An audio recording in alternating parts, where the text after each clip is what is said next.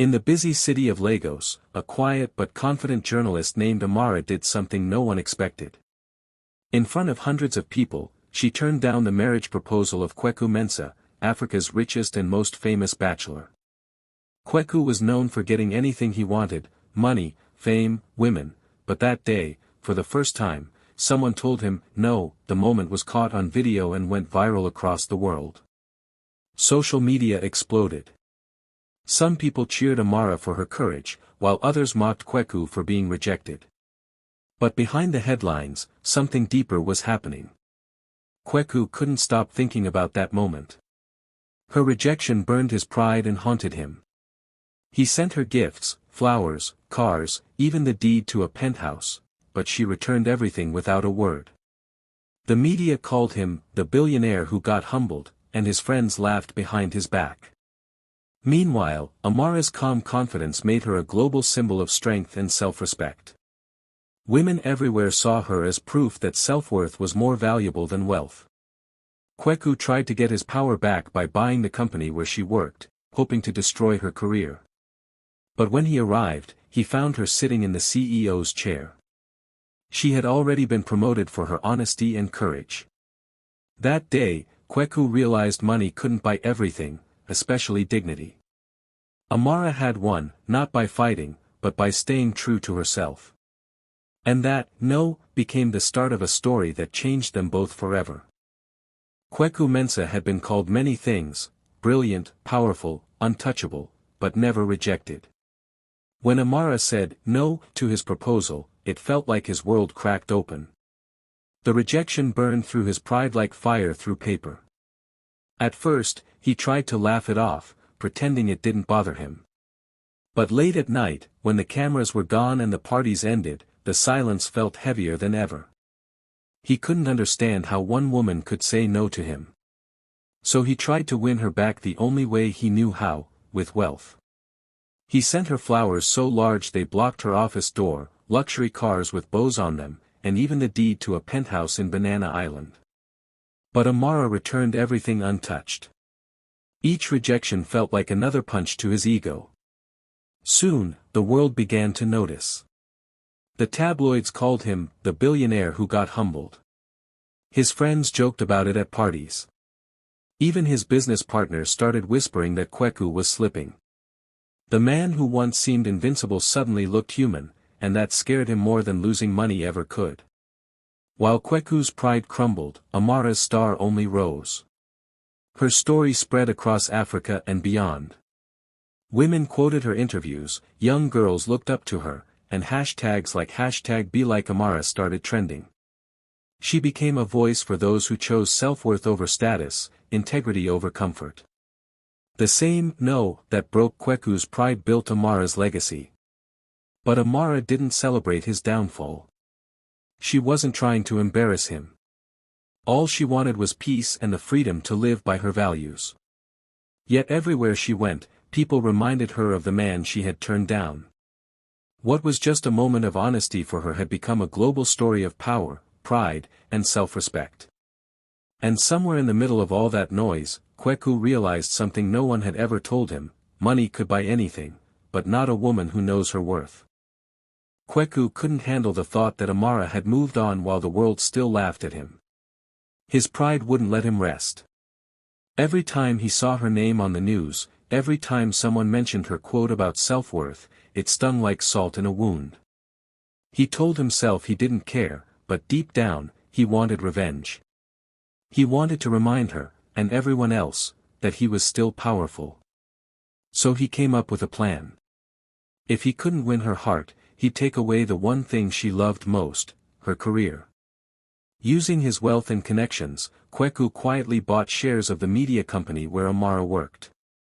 Within weeks, he owned a controlling stake. He felt unstoppable again. To him, this was his chance to show her that saying no to him came with consequences. When he finally walked into the company's headquarters, cameras followed him.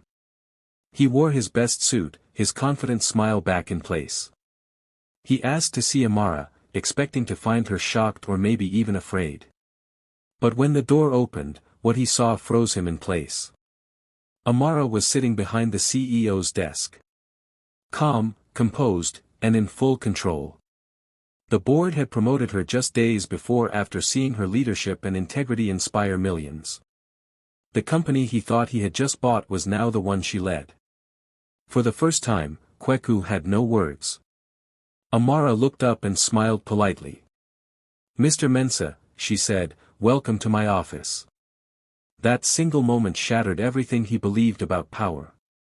He had tried to crush her, but she had already risen higher than he ever imagined. Reporters later called it, the day the billionaire met his match. For Kweku, it was more than humiliation, it was a wake-up call. For Amara, it was proof that no one could silence a woman who stands on truth. After that humiliating moment in Amara's office, Kweku's world began to fall apart faster than he could control it. The once proud billionaire who had ruled every boardroom suddenly looked small, angry, and lost. His confidence slipped away. Investors started pulling out of his projects, worried about his unstable behavior. Stocks in his companies dropped overnight. Board members stopped returning his calls. For the first time in his life, Kweku realized that money could disappear just as quickly as respect. Trying to prove he was still in control, Kweku got engaged to a famous model. Their relationship was all over social media, expensive vacations, diamond gifts, and endless photos. But behind the smiles, their love was built on insecurity. The moment things went bad, she exposed his private messages and emotional breakdowns online. The internet tore him apart. People who once called him Africa's golden boy now called him the fallen billionaire. He became a joke in the same tabloids that once worshipped him. The more he tried to fix his image, the worse it got. While Kweku's name faded from headlines, Amara's grew brighter. She didn't waste time celebrating his fall. Instead, she used her newfound influence for something bigger. She launched a foundation for girls' education, helping young women who came from poor families but had big dreams. Ironically, the first major donations came from Kweku's ex-business partners and rivals, men who admired her courage and integrity. They saw in her what Kweku never did, real leadership. Amara traveled across Africa, opening schools and mentoring girls. Every interview she gave, she spoke about self-worth, kindness, and the importance of education. People began calling her the woman who turned pain into purpose.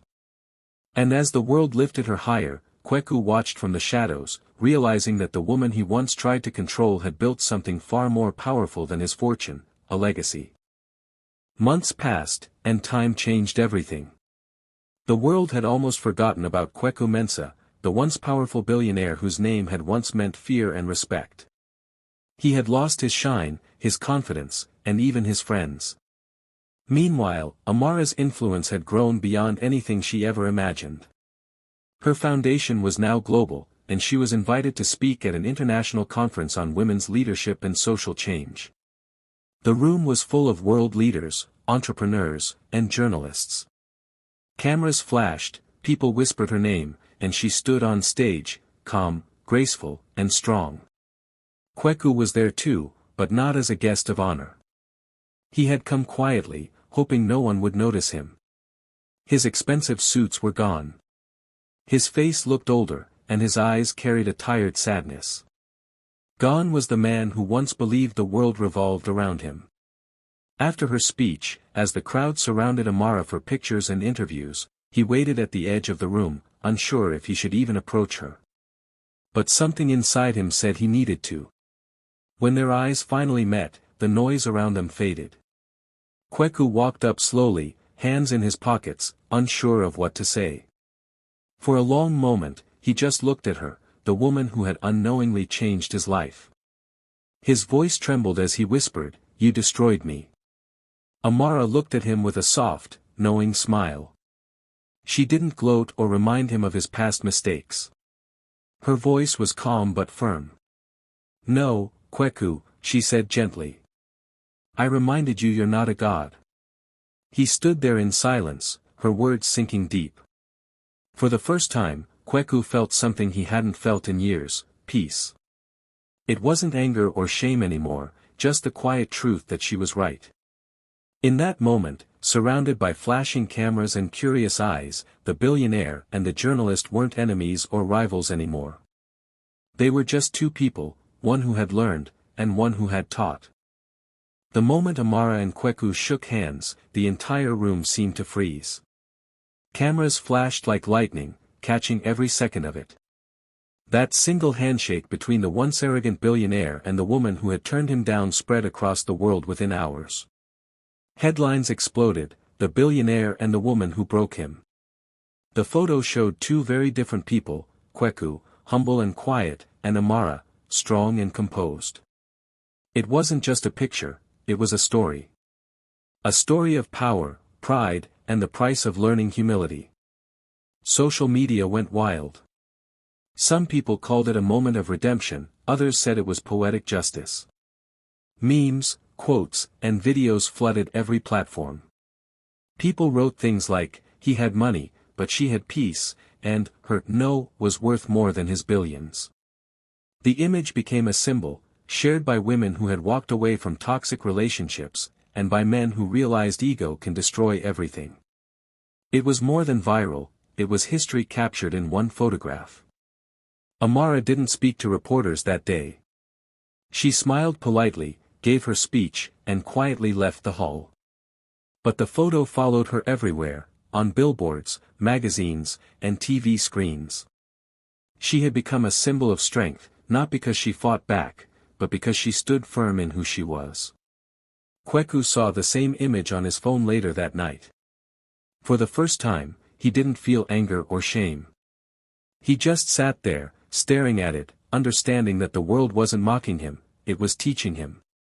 That picture reminded him of the man he used to be and the man he was trying to become. It was strange how one handshake could carry so much meaning. Two people, once on opposite sides of power, now stood together, one broken by pride, the other lifted by self-respect. And as the photo circled the globe, it became clear that some stories don't need long explanations. Sometimes, one image says it all.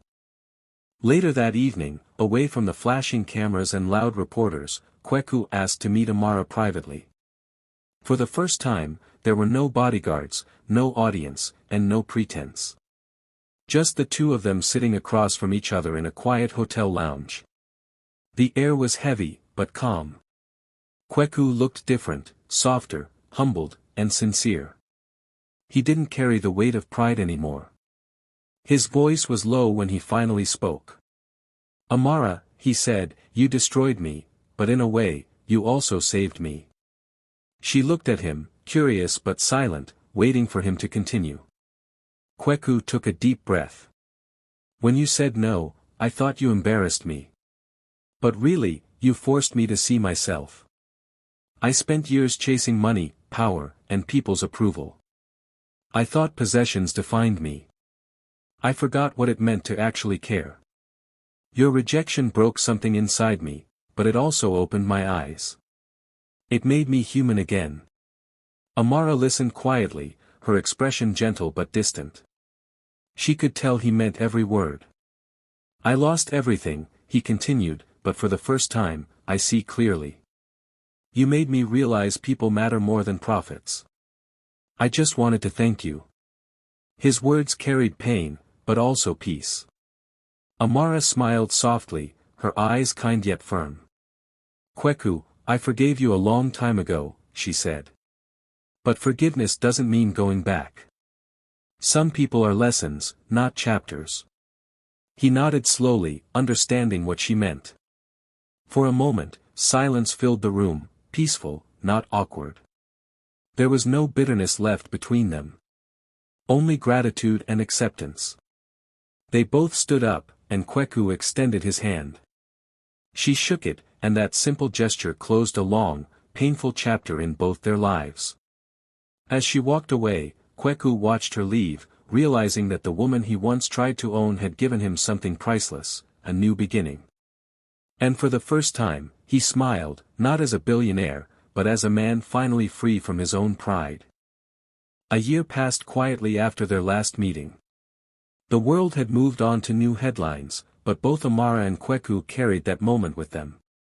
Amara kept building her foundation, traveling from city to city, opening schools, and helping young girls get the education she once dreamed of. Every time she stood in front of a group of smiling students, she felt a deep sense of peace. Her purpose was clear now. It was never about fame or proving herself, it was about giving others a chance to rise. Kweku, on the other hand, had changed completely. He lived a simpler life now. No more lavish parties or designer suits, no tabloids chasing him around. He spent most of his days working quietly, investing in community projects, and rebuilding his business with honesty. For the first time, he was using his wealth to help instead of control. The people around him noticed the difference. His arrogance had turned into humility, and his power into compassion. One morning, news broke that stunned everyone. Kweku Mensah, the once feared billionaire, had donated half of his entire fortune to Amara's foundation. It wasn't a publicity stunt. There were no press conferences or cameras, just a quiet transfer that would change thousands of lives. When Amara heard the news, she sat still for a moment, overwhelmed. She didn't expect it, but deep down, she understood what it meant. A few days later, she wrote him a simple, handwritten note. No speech, no formalities, just 10 powerful words. You finally said yes, to something bigger than yourself. When Kweku received it, he smiled for the first time in a long while. He framed the note and placed it on his desk, a daily reminder of how far he'd come. The man who once thought love was about owning someone had finally learned that real strength comes from giving. And somewhere in that quiet act of generosity, Kweku found a peace that all his billions had never bought him. The story of Amara and Kweku spread across Africa like wildfire. What started as a viral video had now become a legend told in schools, workplaces, and homes. People couldn't stop talking about the woman who said no to a billionaire and the man who lost everything but found himself again. Newspapers, podcasts, and documentaries told their story from every angle. Some called it a love story, others called it a lesson, but everyone agreed it was unforgettable. Across the continent, young girls repeated Amara's words as if they were a mantra: no is not weakness, it's wisdom. Her quote appeared on posters, notebooks, and social media captions. Teachers used her story to inspire their students. Women who had once been afraid to walk away from bad relationships began to find strength in her example. Amara became more than a journalist, she became a symbol of courage, teaching millions that self-worth is the strongest power of all. Businessmen and leaders, too, learned from Kweku's fall. In conferences and boardrooms, they used his name as a reminder that arrogance destroys faster than failure. Don't pull a Kweku, people would joke, meaning, don't let your pride blind you. Yet behind the humor, there was deep respect for the man he had become. His decision to give away half his fortune had turned him from a symbol of greed into a symbol of redemption. Songs were written about them. Films were planned. The story of Amara and Kweku became part of African culture, a story parents told their children to remind them that character matters more than status. And somewhere, quietly, both of them watched this unfold from different corners of the world. Amara continued her mission with grace and humility, while Kweku stayed out of the spotlight, still giving, still learning. Their paths no longer crossed, but their story continued to touch lives. It was no longer just about rejection or wealth, it had become a timeless lesson about power, pride, and the beauty of change. In the years that followed, Kweku quietly rebuilt his empire. But this time, it was different. He no longer built to impress or to dominate. He built to give back. His companies became known for fairness, honesty, and community support. He created jobs, funded scholarships, and invested in small businesses started by women. People began to respect him again, not for his wealth, but for his change. The same man who once lived for power now lived for purpose. Yet through all his success, one thing never changed: he never married again. Many wondered why. Some said he was still haunted by the memory of Amara's no, others believed he had simply found peace in solitude. Whatever the reason, Kweku kept his private life quiet. He didn't need grand gestures or headlines anymore. He had already learned that love isn't about possession, and respect can't be bought. Every year, on the exact day he once knelt before Amara with a ring, he made a quiet donation to her foundation, millions of dollars, sent without a name attached. Only Amara knew who it came from. She never spoke about it publicly, but each time the funds arrived, she smiled softly, remembering how far they had both come. Kweku never reached out again. He didn't need to. His actions spoke for him. The world remembered him as the billionaire who lost everything because of one woman, but those who looked deeper saw something more. He had found himself. Amara's courage had broken his pride, but it had also freed his soul. That one word, no, had rewritten both their destinies. She had taught him that real strength comes from humility, and he had shown the world that redemption is possible, even after ruin. And so, their story ended not in love, but in peace, a quiet reminder that sometimes the greatest gifts are the ones born from rejection.